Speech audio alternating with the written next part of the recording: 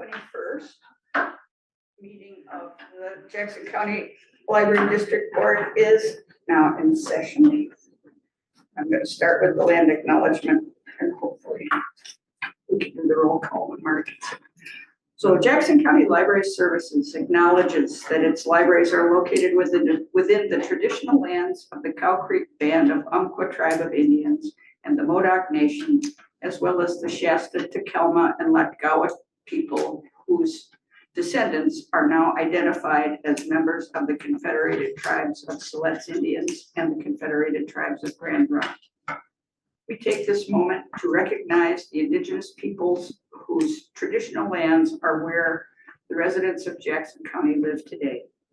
JCLS is committed to fostering understanding, deep respect, and honor for indigenous people, and we encourage you to learn more about the land on which you reside.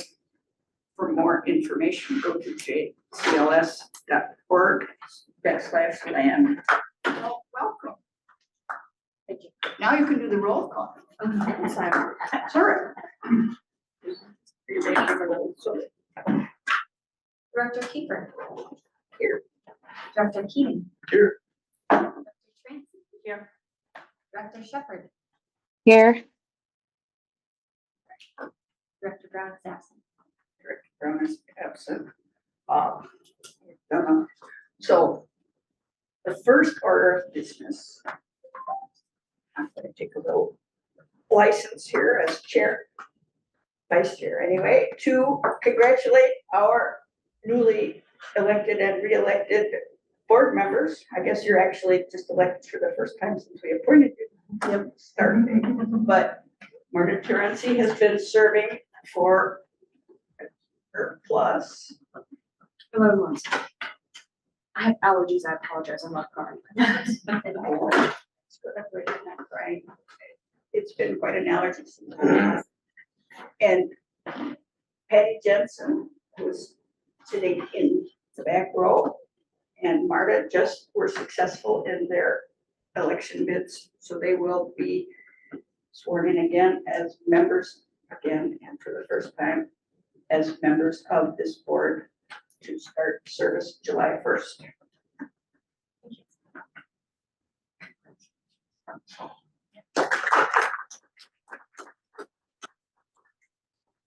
Gary has another set of I have another introduction. introduction. So we have with us today Cameron Tippins, who is our new IT manager.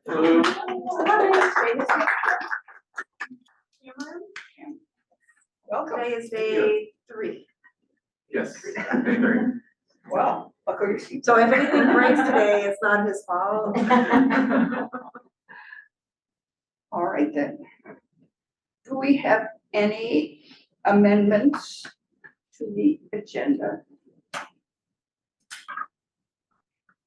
None. And so the consent agenda is just for the minutes of the regular board meeting from April 16th.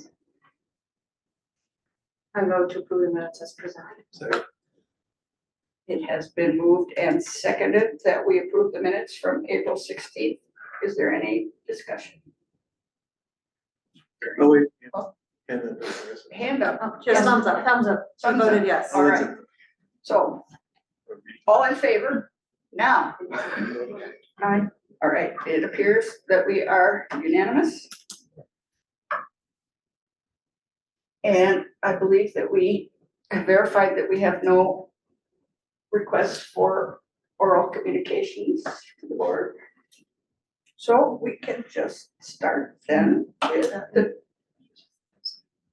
director's report. Joining. Oh, Yes, director's report. director's report. I just want to confess up front that AI helped us generate this director's report.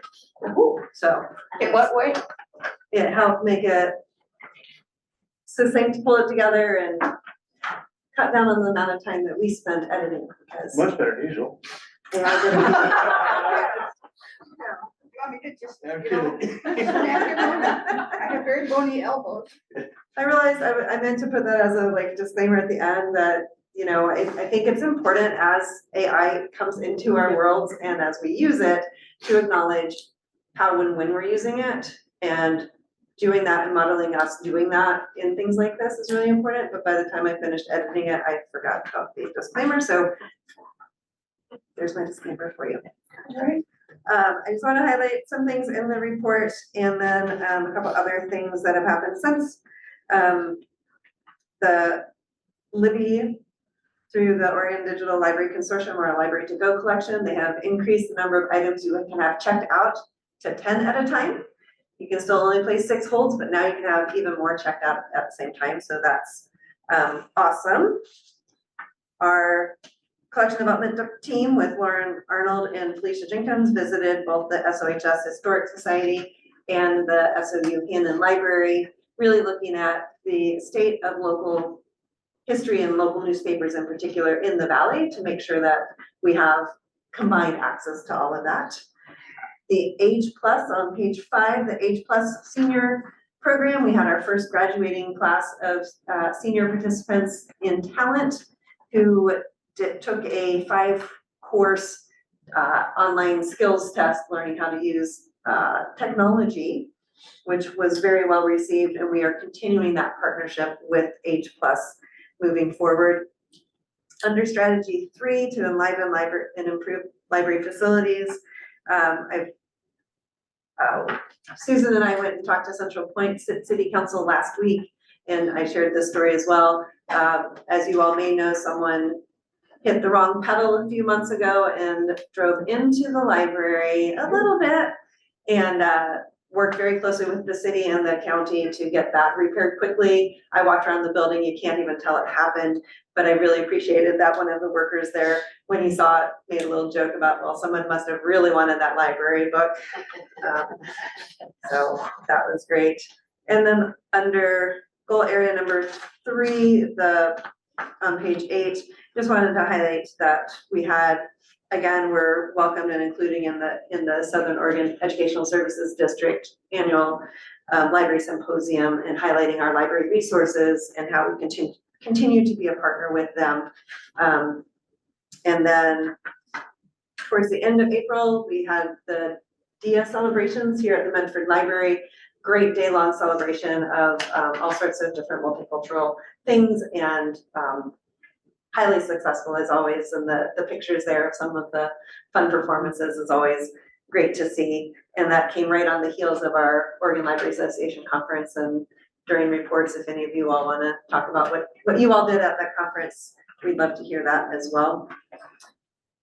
In additional news, I wanted to announce that we have a new community engagement manager who will start on June 23rd. So I don't like to jinx things and tell you names until they arrive, but they're coming. And on the sadder side of news, Carrie Turney-Ross, our outreach supervisor, has submitted her resignation. And so she's joining us virtually today, so she doesn't know I was going to put her on the spot. But anyway, she will be missed, and we will be filling that position as well. And then the final thing I want to say is that this morning we had a special guest at our story time here at the Medford Library. We had Amy Kotek Wilson, who is the first governor's wife, so the first lady of Oregon. She came to promote the Dolly Parton Imagination Library. We had representatives from the Dolly Parton Imagination Library of Oregon office, as well as someone from the Department of Early Learning and Childhood Development from DELC, here for that presentation. It was covered by Channel 12 News, so you may be able to catch that story this evening. So she read a story from one of the books that are part of the Dolly Parton Imagination Library, and we had 3 young participants and who were not too intimidated by all the extra adults in the room, but it was a very nice presentation, and good to have the First Lady here visiting us in Southern Oregon.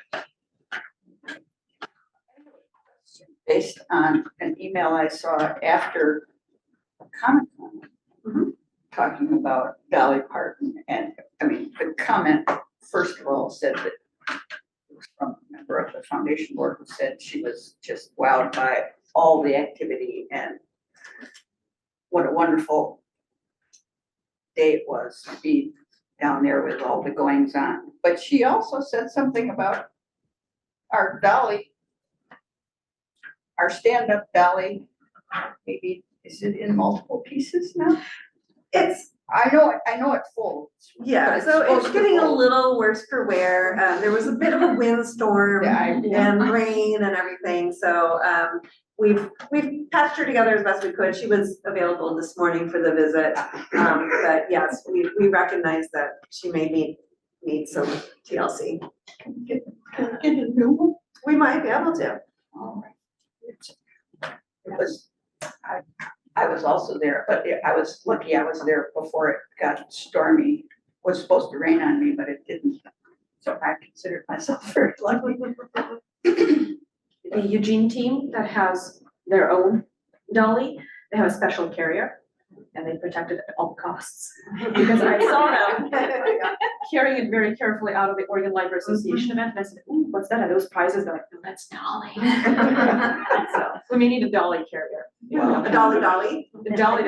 Well, I did walk back to the library to retrieve Dolly so she could join us at the booth. She was looking in decent shape at that point, but anyway, we can Dolly fed now, I guess. Any other questions for Carrie about her director's report? All right, JCLF report from Ginny Hour. Hey, everybody. So I'm sure you got a chance to look at the report, and just generally things are looking good. Dolly Parton is just one of the many reasons that things are looking positively for the foundation and the library right now. We're excited about all that's going on, the visit today, the opportunities to work with the state level Oregon group, Dolly Parton Imagination Library group. You may have seen that we have now reached all of this state. All of the zip codes are represented and have access to Dolly Parton Imagination Library in the state now. So that's exciting news that just happened in the past, I think, 2 weeks. So, so just to go on the back of the conversations about Dolly Parton Imagination Library, that's really exciting. Really excited about the partnerships that the foundation board has begun to have with the outreach department. You mentioned Comic-Con. That is just one of a couple of opportunities that the board is working with the outreach team at the library to participate in. So they started out with Cup of Delights back in Rogue Reads, Comic-Con, and we anticipate working with them at the Rogue Valley Manor for the health fair coming up in June, and to continue those kinds of opportunities. In terms of our fundraising, if you have any questions, I'm happy to try and answer some of them, but we feel like we're moving in a very positive direction. We're starting to see growth, having had about 2 years of consistency with our program, doing some direct marketing campaign at year end and at Library Giving Day. We've exceeded our goal. Library Giving Day, one of the exciting things that I thought happened was we had, for the first time, we had one single donor come forward with a $20,000 matching gift. And when we reached that by midday on Library Giving Day, and I told them, they upped it another 10,000. And before the end of the week, with our postmarks, we were able to meet that 10,000 as well. So we went from our $40,000 goal to $60,000 with that in hand. So we're seeing a lot of motivation. I think people are showing how much they love our libraries, love literacy, and want to support what we're doing. So it's an exciting time. We're seeing the growth continue to happen in all of those areas. Any questions for Ginny? Thank you. What? Oh, It's a good job, Jenny. Thank you. Thanks, Kevin. Thanks for being a part of helping us get here. all right, and next we have the financial report from Heather. So in the packet, you'll find the quarter three financial report. So this is the year-to-date March.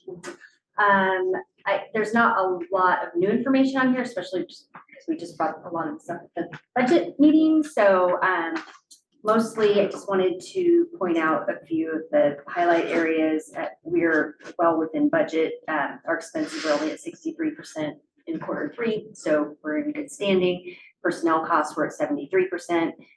At 75% for the year. So again, good standing. Same areas we brought up before that are just a little over budget, utilities, legal fees, and mileage, and we will be budgeting, or we already did budget accordingly for 25-26 to accommodate for those. Capital improvement fund, we're only at about 25% of budget. Some of our projects have been pushed into the next fiscal year, and so those were included in the upcoming budget. And then grants fund is also, we're at about 50% of budget. I am nothing real significant to report there. And that was really it, other than if you have any questions.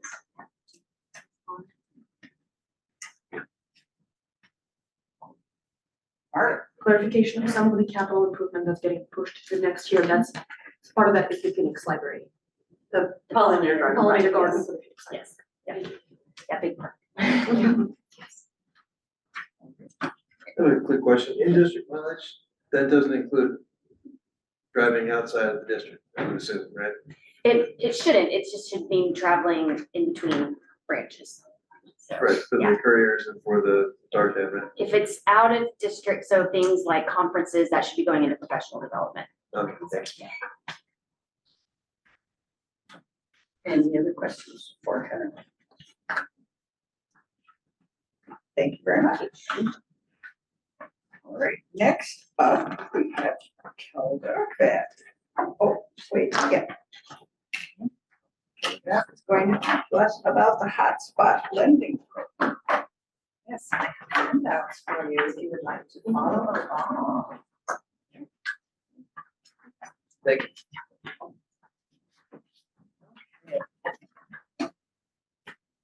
So first of all, I just wanted to ask that you please hold any questions until the end. I have Regina here with me to help respond to any of the data questions that you may have. I also want to start off by saying that the presentation that you're about to see is absolutely a team effort, like everything related to the hotspots, really. And so I couldn't put that without Ashley Johnson, Regina, and Lauren Arnold with me. So, as you saw in the board packet memo, the agenda item memo, our plan is to retire the hotspot collection. And we're here today to share how we came to that decision. It was not an easy one to make. So, we're going to be talking through a bunch of things, including background on conclusions and next steps. We have too many mice over here. I believe it. We need some. All right, she's. Okay, go ahead to the next one. All right, so here's some background. So JCLS started circulating hotspots back in 2018, which is amazing to me that we were on the forefront of offering this to our community, which is super impressive. It was handled by the digital services team. It was very labor intensive over the years, but it was a really valued service and they took on that role completely. In early 2024, we started planning to transition the management of the hotspots from the digital services team over into support services to share the work among technical services, IT, and collection development. And we also roped in the frontline staff as well. With the circulation committee's support, we had new procedures for frontline staff. The idea, of course, was quite noble. We wanted to expand the collection. We wanted to make it more efficient, improve our processes and procedures, streamline it, and we launched on July 1 of the beginning of this fiscal year. We were overjoyed. I was probably more excited than everybody because it was gonna be so fantastic, right? So we were thrilled to be able to be offering more hotspots. They were circulating. By October, we got the full fleet in operation. Everything was happening. We were celebrating. Here's a look. The blue line represents the number of hotspot checkouts, and the orange and the purple there show the number of patrons, the unique patrons borrowing hotspots, and the number of unique hotspots available are right there. So if there was a hotspot available, there was a patron who wanted it. And again, this is through October. Amazing. And this is what happened after that. So at our peak, we had the most checkouts, the most items in circulation, but through the new procedures that we had developed, we started to see some patterns. And that was driven by the low return rate that we were seeing. Go ahead and go to the next one. So one of the charts that Regina created to help capture the loss rate. So these are unique items, unique hotspots of those that were available. And month after month after month, we were having fewer and fewer were available to borrow because they weren't coming back. So then the next slide shows. What's the date under the 90-year? Oh, okay, now I can. Oh, yeah. I mean, like I said, it's weird because it's. Keep going. So then you can see then this is forecast out how the collection size will continue to diminish as we move forward. This next chart was intended to visualize what the black line is our projected loss rate, but what would it be like if we had a 1% or a 5% or a 10% loss rate? Ours is around 14% at this point each month. So we are losing 14% of our collection each month, not coming back. And we get, and that's just the reality. The other factors that went into this decision was an analysis of the costs. So this shows here, this slide, one of the ways we wanted to look at this is by using a cost per use. That's a tool that we use primarily for analyzing database usage. And, you know, for a database, the ideal is a $5 per or less. I mean, the better, the cheaper, the better, right? But based on 9 months of data for this year, we were looking at a 24 per checkout, which is about the cost of a book. So a book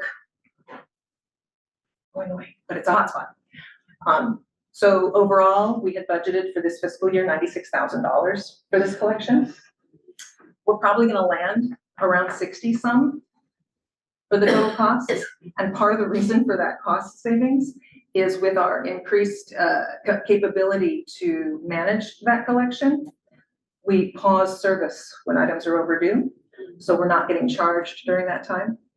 And I think that's one of the primary reasons that and we also had negotiated a better rate for our hotspot monthly service, but it's still a monthly service. The other huge cost in this program is the staff labor. So this slide is a lot of words, I recognize. But for most items in the library's collection, the investment is at the beginning, right? We have to select the book, we have to order the book, we have to receive the book, process the book, catalog the book, get it ready for circulation, and then it goes out and hits the shelves and does its thing. For a hotspot, all that is still true, and even more so because it's a unique item and it requires special packaging and special labeling and all that. But the catalog records have to be maintained because the hotspots are in constant flux of different statuses. So that's a lot. Those catalog records also drive the reports that allow IT to manage, to toggle that service off and on. Frontline staff are involved because when an item is returned and it's not on, they have to reach out to IT, who then go into the tool that we have now and turn it back on so that it can go back into circulation. And the other reality is that when they are returned, oftentimes there are pieces missing. They need to be cleaned. The cable is wrong. Ashley describes it, they're like snowflakes. There's something wrong that you never know quite what it is. There's a lot of troubleshooting involved. And then the other piece, just to be aware of, is so we are charged a monthly service rate for the active hotspots. When they are suspended, they may be in a suspended status for up to 90 days. Once that 90 days is up, they turn back on and we start being charged again.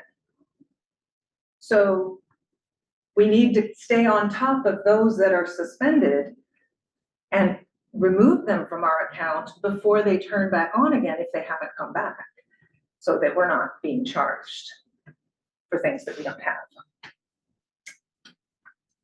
Another angle that we took, so Lauren Arnold reached out on the Urban Libraries Council listserv to find out, hey, is anybody else struggling with your hotspot collections? And got some responses. Here's just a couple. So it's a common situation. It seems that a lot of libraries are struggling. Many have chosen also to discontinue their offerings. Some are sticking with it, but it's a big investment. The other thing that we wanted to look at, we wanted to avoid any kind of blame game. Is there a branch that we can blame for the loss rate? Is there a particular part of the community that's causing this problem?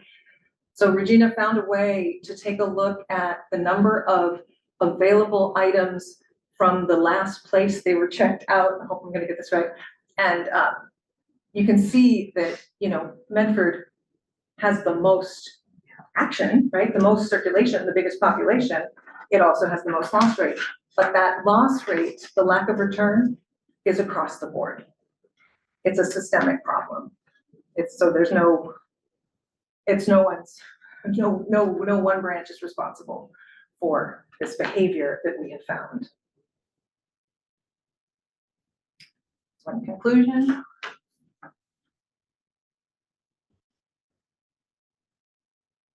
we've determined that our hotspot collection is not sustainable. So when things aren't returned and the amount of costs the ongoing costs, the staff labor, it's just not something that makes sense to continue. So because of all these factors, we've decided to let it go.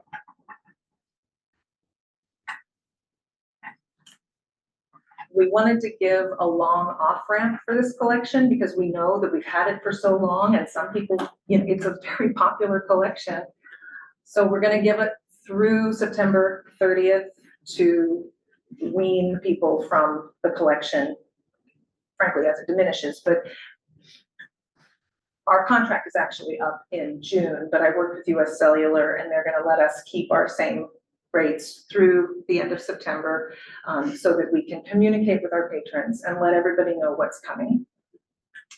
We also recognize that the need is still present. I mean, the need for low-cost internet, for rural services, absolutely still there. We did our part, we stepped up, we tried, but I think what this has made clear is that we are not equipped to really make a dent, and it is beyond our capacity. That said, we are still committed to providing internet services as well as we can. We have free computers in every one of our branches. We also have free 24/7 Wi-Fi extended in the last couple of years out through all of our parking lots. And we can refer patrons to resources to find low-cost internet. In fact, just an hour ago, I heard from Eric Malinsky, the head of our tech ed department, that he just learned of a new service that he said, hey, I think that maybe we can help refer people. This is another thing that we have. So we want to help, we still do. It's just, this isn't, the circulating hotspot collection is not going to be the way to do it. Available resources. These are just a few things that we have found. Again, we can add Eric's to the list. So there are options that we can help connect people. No pun intended. Okay. Next steps. Well, staff have already been informed. So next, we are going to be developing a handout to go in with every hotspot checkout so that we can articulate what's happening and when. Our technical services manager, Ashley Johnson, is taking the lead on the planning for how that transition is going to take place over the next 4 months. And by September 30th, we will no longer be offering hotspots. However, we do have we will continue to have a relationship with a cellular provider. We currently, the Book Locker in Ashland is powered through a cellular router. And we also offer a couple of in-house use for outreach hotspots. And so that is likely to be expanded a little bit, but our public collection is going away. Questions, discussion. Tears. I need to bring some Oh, glasses I know. It's a prescription. Forgot my those. Like the two of you have your sunglasses. It's brutal. No, I'm sorry. Okay. It was easier to see that. Yeah, good. Wow. Yeah, please. When the collection is retired, how many do you anticipate will be retiring? And do you know if any other organization locally is interested in taking on a service like this, knowing that there are costs from IT to frontline staff coordination? Like I'm thinking RVCOG because I represent the library on the RVCOG board. So I think we do have some time in that timeframe that you talked about. Mm-hmm. So thank you so much for your cost benefit analysis. I would love to make sure that we create an opportunity for somebody to take on a fleet of hotspots or the program to where even if they don't inherit the hotspots right now, that somebody's available to coach a community partner organization if they want a program like this.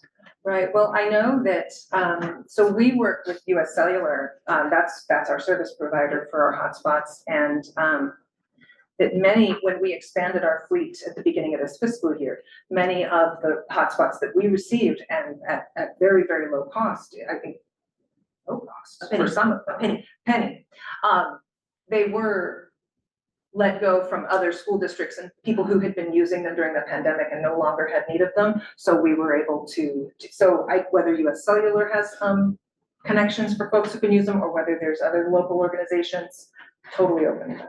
Thank you. Just want to make sure we're passing on the benefit to whoever we use it. Absolutely. Another question. Yeah. Would it cost us to dispose of it? If it's not working or US Cellular, if it's too old for them, does it cost us to dispose of it? For the e-cycling, I don't know the answer to that question. I know that we do have a mechanism for recycling technology. And so I presume we would use the same if we needed to, if they didn't take from that. Yeah, so hotspot usage and like declined in October 24th because we didn't have as many to check out, is that correct? Or is it demand based?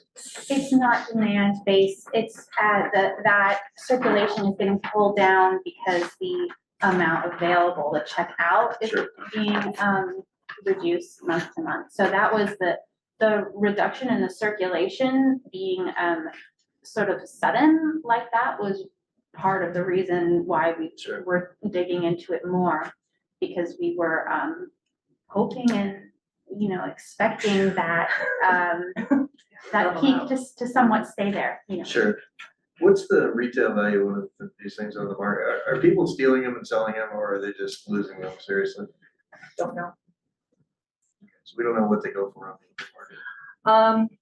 Golly, Could we sell ours? like maybe. I mean, again, ours were used. Most of them were used to begin with, and they aren't the newest models. I'm trying to remember. I feel like $100, $150 is about standard for one of the newer models. So ours being used and older. I was thinking around 80 or something, Yeah. what sticks in my head. But to answer your question of whether we could sell them, we would have to follow surplus property rules as a government entity, and usually that means like first offering to other nonprofits in the region. Did we pursue the people that had them and, tried time and time again to get them? So the way that the process works is when an item is overdue, we run a report. So that, again, part of the benefit, like something that I was super excited about when this program relaunched in July, was that we now had access to this software tool that would allow us to turn off the hotspots when they were overdue, so that people would bring them back. They'd be like, oops, better bring this back to the library now. That was the whole purpose for having that ability. And unfortunately, that was not the behavior that we saw. So I don't know what is happening, but people were not bringing them back. I guess my question is, we have the name of the person that checked it out. We do. And they would be charged for the cost of that item on their account, which would limit their access to library services. It would end their access to library services, right? It would limit it. I think they would not be able to check out physical items. Some of the digital collections would still be available to them. Which ironically, they couldn't access. I know. Because they wouldn't have any internet Yeah, access. true enough. Theoretically. And they have been notified 3 times. They got 3 notifications from us that needed to be returned. Like voice telephone calls, or was it always just like? Depends on what they selected. It's the same as any other overdue item, that if your book doesn't come through, like I'm getting email notifications. Sometimes I just let books stay overdue so I can test the system. That's nice. But yeah, so it follows the same process, and so then at that third notice, that's when you get billed, right? How many do we have now? That's a great I question. looked at the catalog too. Go ahead. So, the catalog shows 117. However, from our analysis, we know not all of those are appearing in circulation in the last 30 days. So it's more around like mid-80s. Mhm. I did an eyeball look at it. Yes, it says that we have 117, but at least 31 of them were overdue.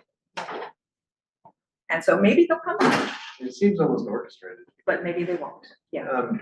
Did you consider at all like just stopping in at Bedford and allowing them in Shady Cove places? Well, that's what that analysis was looking at. It's Right. the same behavior is happening across all of the branches.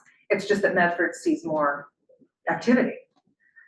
A couple of them look like they were even on returns and Not returns. not. Yeah, so, I mean,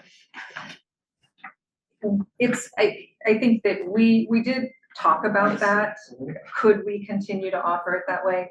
But really, that would be making a lot of assumptions about who needs access, who's causing this problem, and that's not going to allow for use across the system in a way.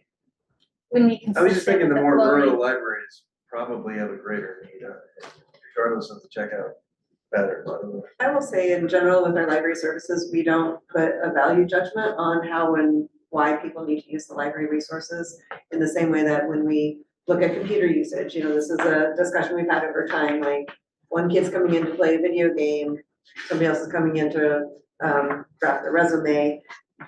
They both have equal rights to an equal amount of time on the computer. People need hotspots for a variety of reasons. In Medford, it could be because they can't afford the connection at home. In Prospect, it may be because they live in an area that doesn't have access to the internet. So we don't make that end user judgment on any parts of our collection.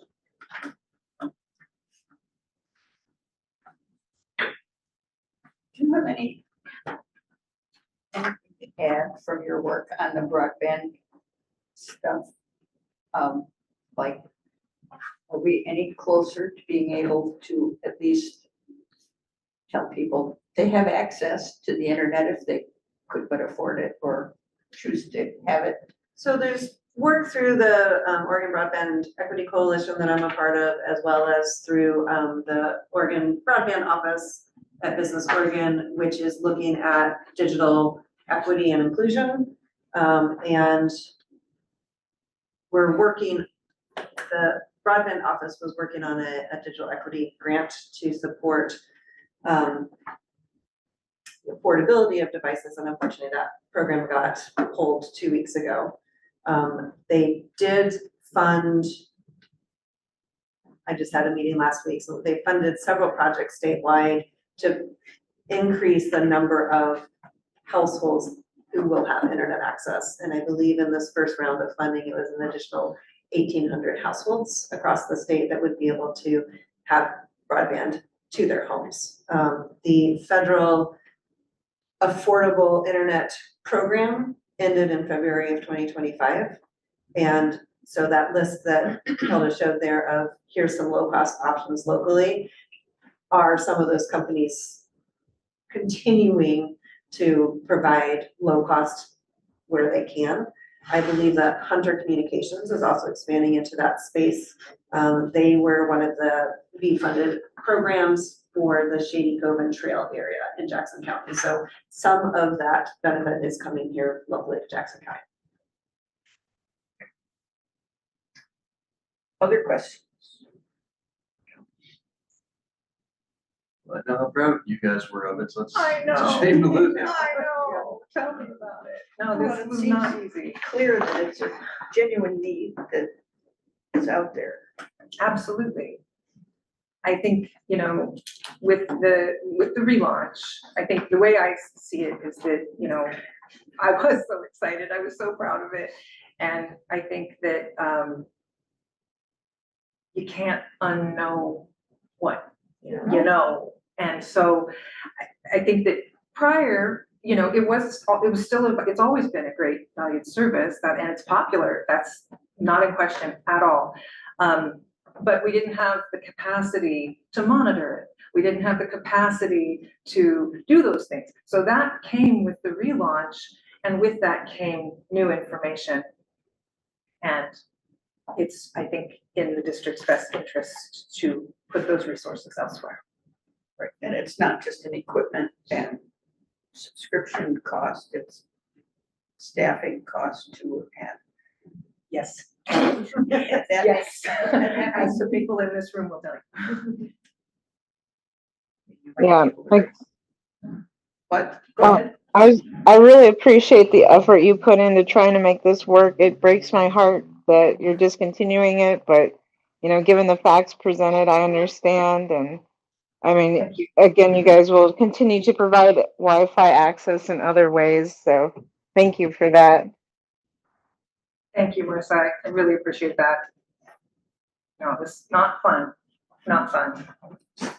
It's tough. The original headline of this presentation was much more gloomy. What was the original? I don't remember, but it was like, let's not spoil it all in the first line. No, it's just a sad story. Just one more if I may. Yeah. What's the budget hit on this? Like, how much did it cost us to buy the new ones and then? Oh, so again, so we had originally budgeted for FY '25 $96,000. That was the amount earmarked, that was allocated for this program this year. The way it's all shaken out, my guess is it's gonna be closer to around To 60. you said, yeah. 60, so yeah, so that's for the monthly service, but that doesn't take staff into account. That's Right, that's just just the the subscription. That's just the subscription Right. and the actual internet cost. Correct, that is the cellular service. That is Should just have the done a cellular. little GPS on it. Oh, But then you'd have to send staff out We to had do some- that. there was one very clever person, well, actually. Go ahead. Oh, no, which, the one that, there was one that came back without a barcode. So, they had taken the barcode out, so we couldn't identify which item it was in any of our systems. And they had swapped out the SIM card for like a dud. So they had taken the SIM card and had put it in presumably their own phone or something. And we don't know which one it is. So.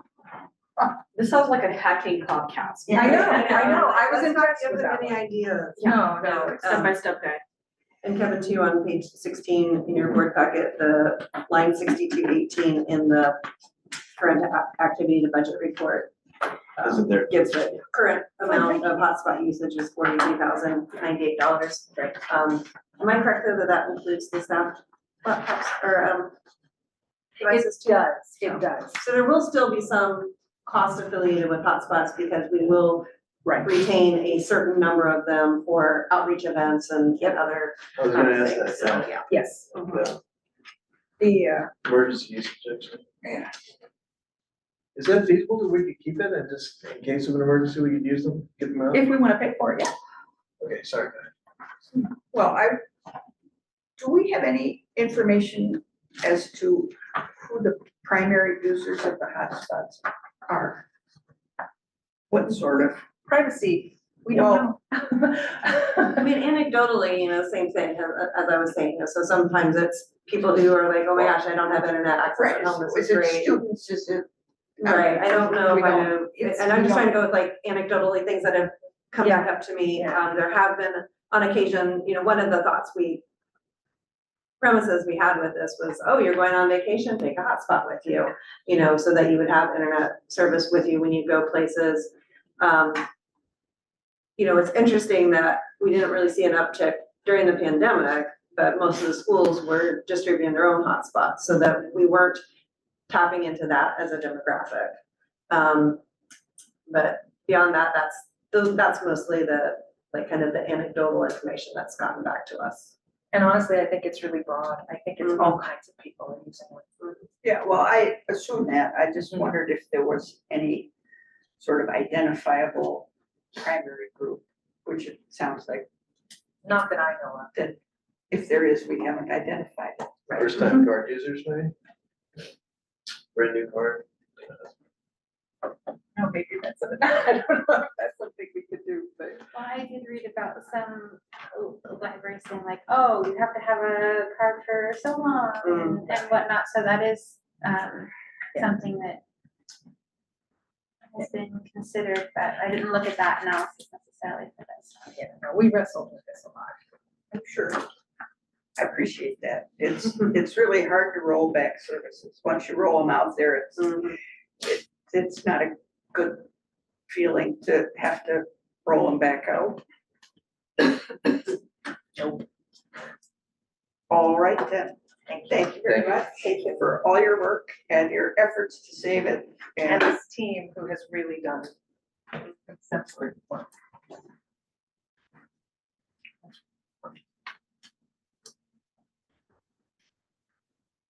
All right then, next up on the agenda is a report on the Ashland art installation from the Facilities Committee, who is reporting for facilities. That you have. You reported on this once. So this is the proposal for, how to move forward. Okay, since the last meeting, so the budget is 25,000, it's as it's written in there, and then, haven't heard anything since the budget, or the finance committee. That's the facilities committee. Facilities meeting. committee, Right, yeah. yep. Right, so at the last, at the April board meeting, we provided a summary of what the discussion was at the facilities committee meeting. This actually tries to spell it out a little bit more for you, show you where we're talking about the installation going. So it's the stairwell between the old and new sections of the Ashland Library, and we're looking at what direction is this? North and south It's Easter. in panes of that piece of glass. So it would be covering 2 of the 6 pieces with stained glass artwork. Since facilities, have we made any contacts with the? No, because we're waiting for direction from the board. Questions? Marta? Now, would there be a request for proposals from the global committee or? So what the proposal is that we would issue a call for quotes, because state procurement is that if it's under 25,000, it doesn't have to go through a formal bidding process. And so we would put a call out to the local arts community in Ashland and in Jackson County, and then look at those quotes and those proposals to make a decision or to award the artist, if you will. So we're not limited to seems to me there were possibilities being considered. Correct. Are we gonna open it up past that then? Correct.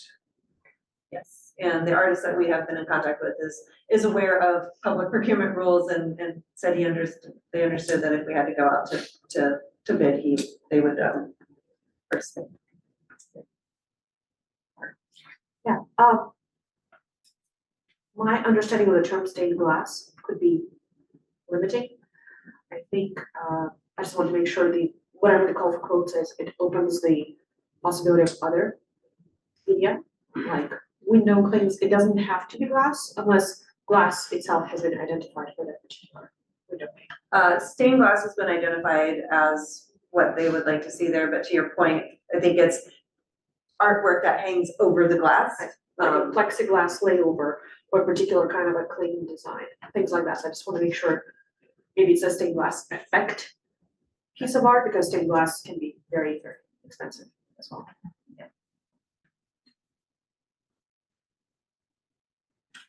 So we are looking for a vote to move this forward. What fund would this come out of? So it would be paid out of restricted grant funds. Right, but like, do you know which one? We have restricted grants funds both at the foundation and through the Friends of the Ashland Library. So it'd be. So it'd through be one of all those Ashland sources. money. Restricted to Ashland branch specifically. Yeah, I wanted to bring up a concern because I mean, I really like the art concepts that I looked at, but what's troubling me is I think we're talking about a range of 25,000 to 50,000. And we had just decided a couple months ago with the Medford water feature that 50,000 was too much to spend, and that's also a significant piece of art. So to me, it doesn't really seem consistent why we're wanting to spend 25 to 50,000 over here for this one when we didn't want to say yes to the water feature.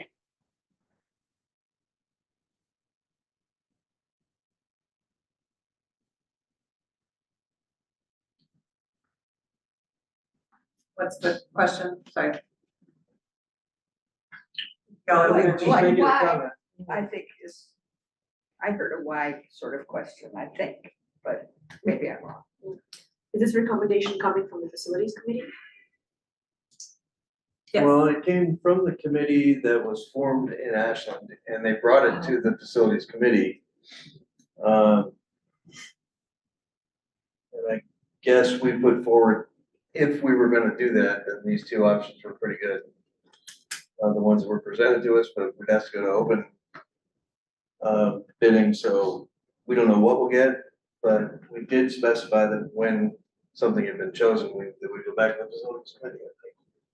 If I recall, we should go back and then we would decide on the final decision. So who would be on the review panel or review committee? Who's ever on the facilities committee now is me and Vicky. Vicky, so it's not Vicky anymore than. And several staff members. Right. So the review of the quotes would go through staff.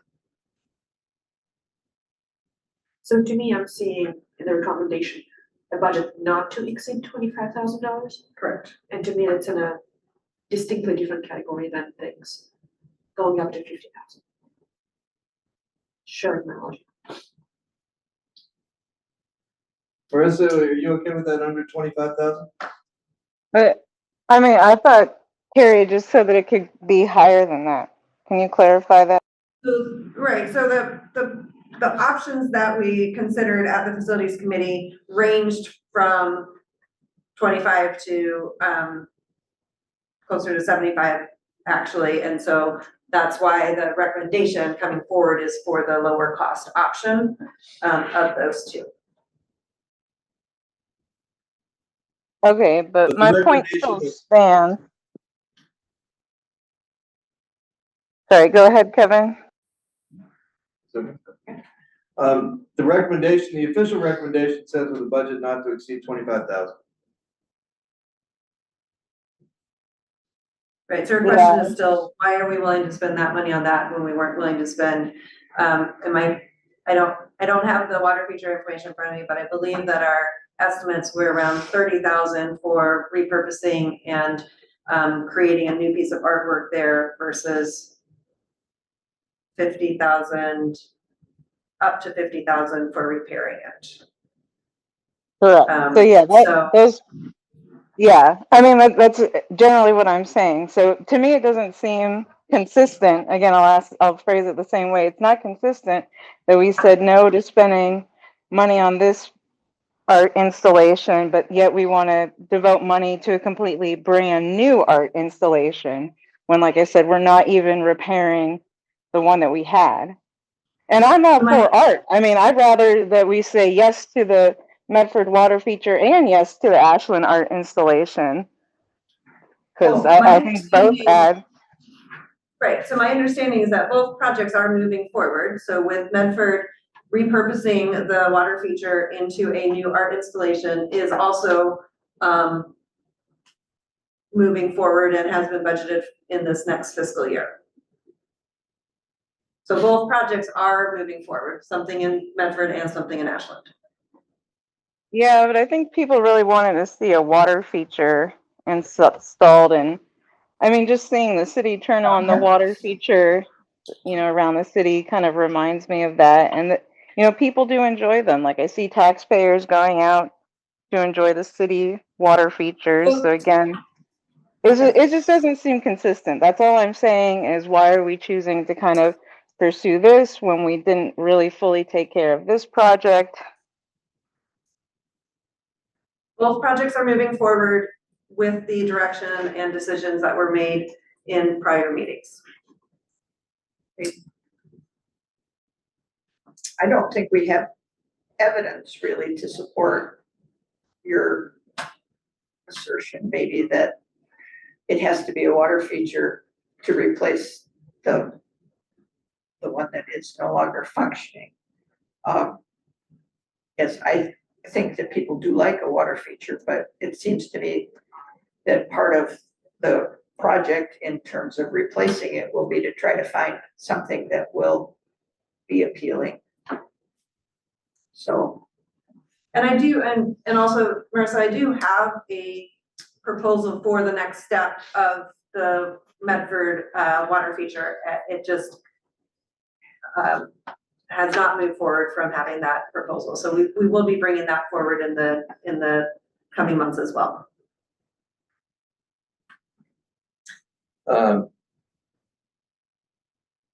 Yeah, Riz, I feel pretty comfortable that this, what happened in Bedford shouldn't really stop anything going on at other places, and seems like this is Ashland's money, and it's a generic rainbow feature that I think will be attractive, so I'm okay with it.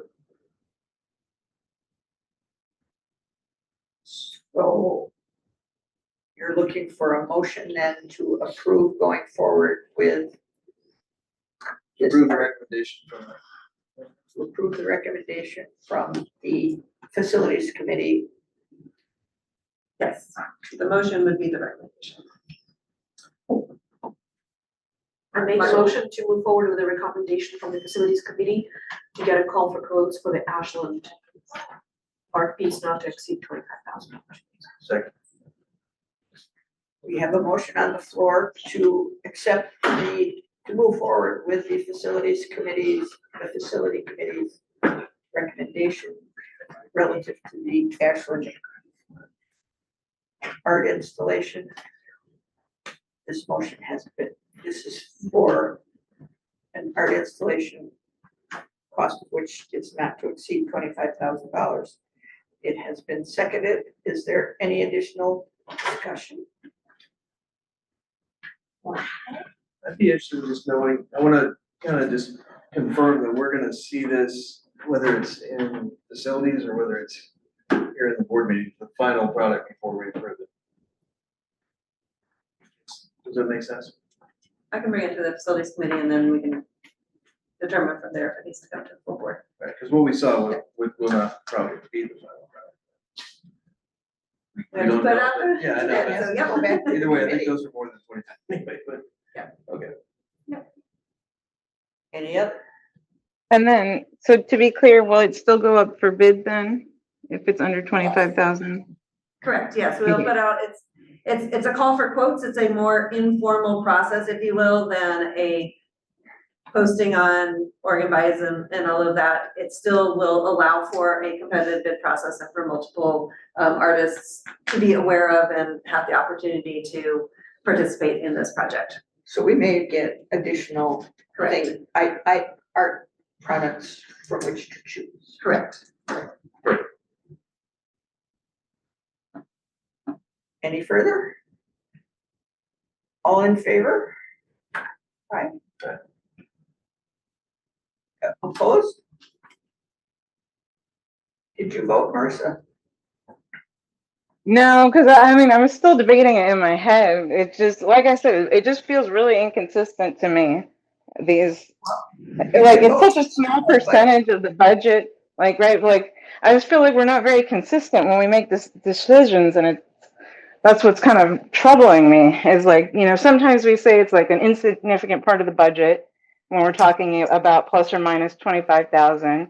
But like I said, we wouldn't devote that much money to the Medford fountain, which I think is, again, a much more significant piece of artwork. But now we're devoting 25,000 to an unknown piece of artwork. So I'm just having trouble reconciling those, the logical consistencies in my head. Well, I get that, but at the moment, we need you to vote. Then I'll vote no. Okay. So at the moment, we have 3 votes in favor and 1 vote opposed. And 1 not vote because it is not here. Thank you all. Thank you very much. Motion passed. Motion passes. All right. The next item on the agenda is animals in the library policy, and Joan Vigil will lead this discussion. And since the goal here is a motion to approve this policy, is that correct? That's correct. Perhaps we could get a motion on the floor. Well, you can make your, before we discuss your proposal, we will get a motion. I think we're supposed to have a motion on the floor before we discuss. Be happy to offer it if you want. Well, you can at least present what we're. I think. Sure, so the animals in the library policy was recommended to be brought forth to the board through the policy committee on April 28th, and there were minimal changes. So one of them is renaming the policy to animals in the library as opposed to service animals, and adding a clarification that service animals will not be denied due to patrons' allergies or discomfort with animals, and including a new section that prohibits animal endangerment, specifically by not allowing patrons to tether their animals. Right. Now, if you'd like to offer your motion. Yeah, and move to approve the recommendation of the policy committee to approve the animals in the library policy. We have a second. Kevin has.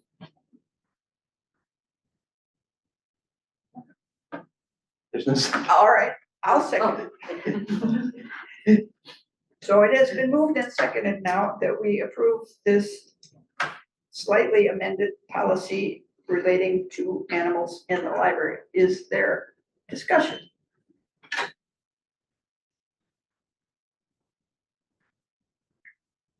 Oh, I have a okay. slight suggestion. It could be very, very semantic. But in the second from last bullet point on rules and regulations, I'm sorry, it's difficult for me to say that. The problem is it's not the animals. Okay. I suggest rewording any upkeep or cleanup of / after the animal. Upkeep of the animal can be cleaning the animal, but upkeep or cleanup after the animal is, either chews up a toy or leaves any waste. Just of / after. It's can of worms. It does, I'm sorry. It says must be housebroken. Well, what if their ADA service animal is not housebroken? They are, I'm just curious. We're saying must, so.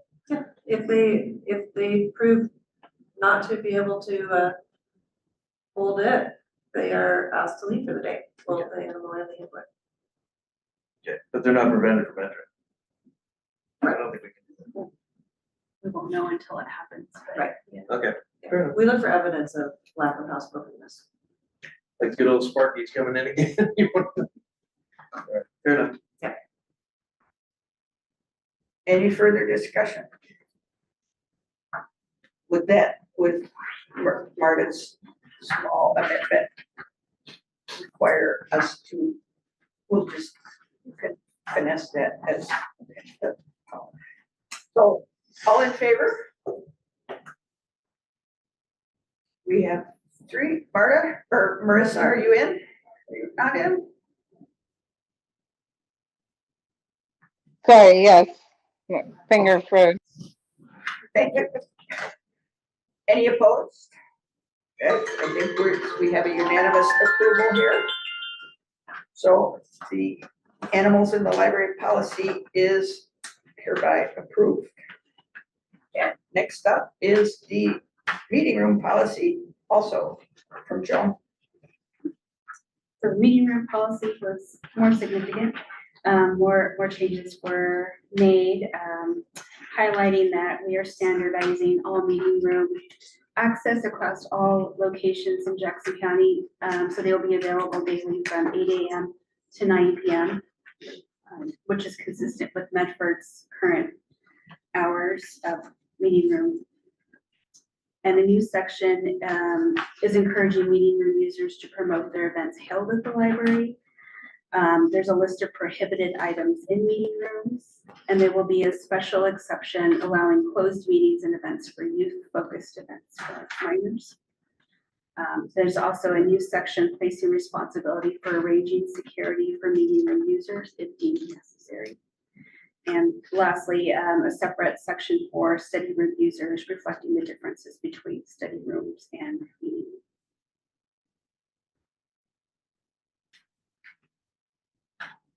This was Martin. I'd like to approve the meeting room policy as presented. All right. Okay, we have a motion to approve this policy and a second. Is there any further discussion?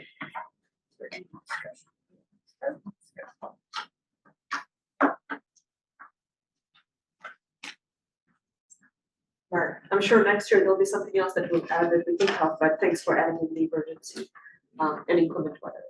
Sure. Right. I'm sure everything's going to be, yes, We discussed. discovered. Yeah. Yeah, one incident at a time. But it's a good one. How do we decide if additional security is needed?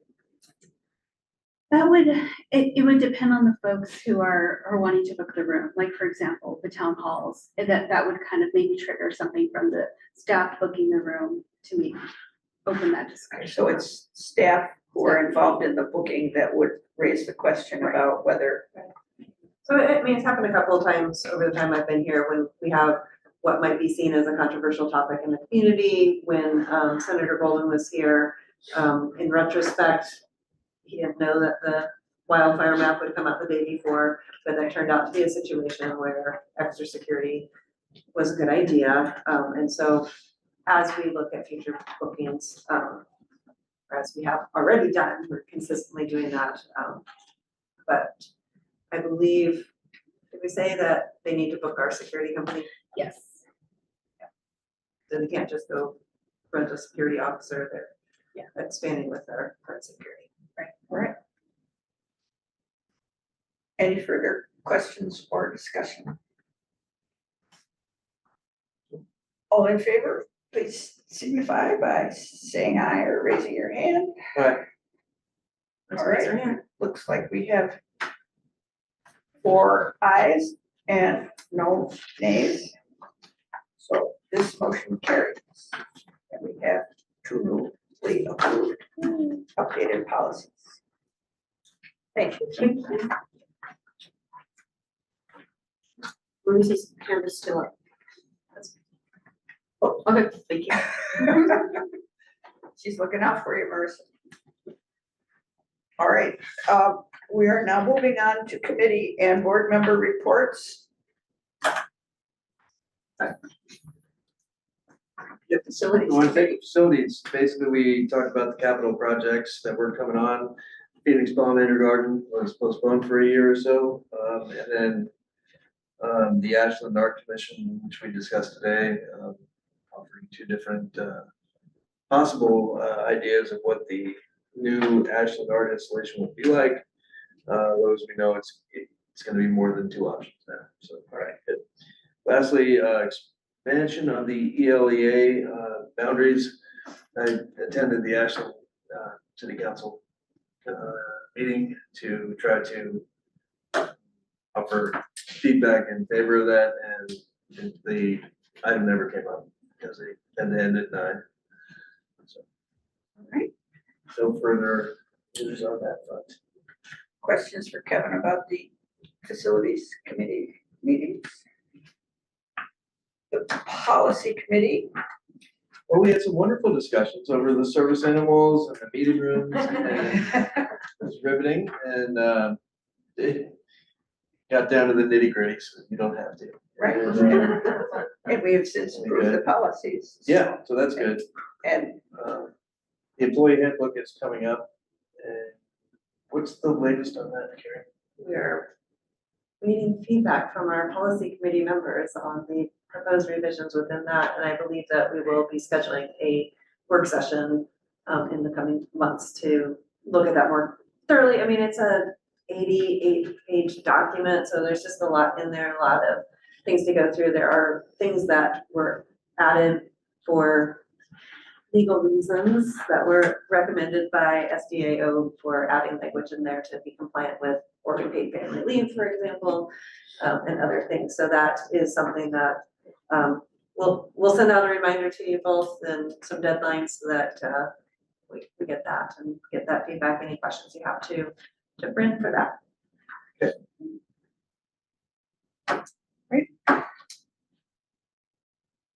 And the finance committee, do you want to?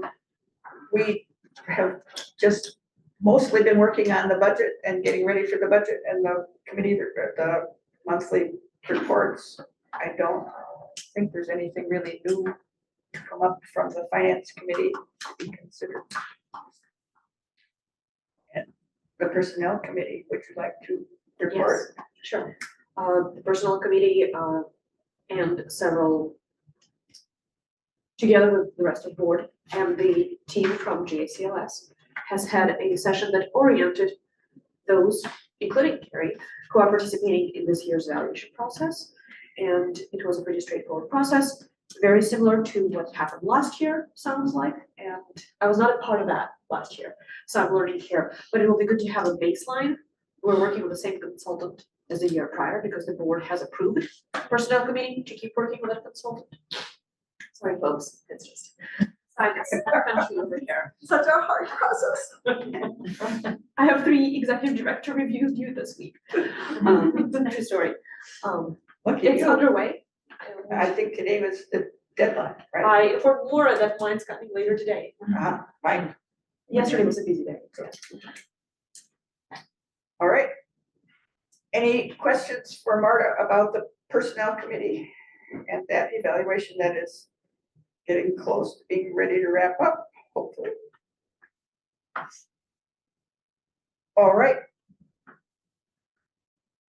Now we're going into executive To session. adjourn this one? Yeah, all right. So since we have an executive session coming up, we will adjourn this meeting. Our guests will need to depart. We will reconvene in executive session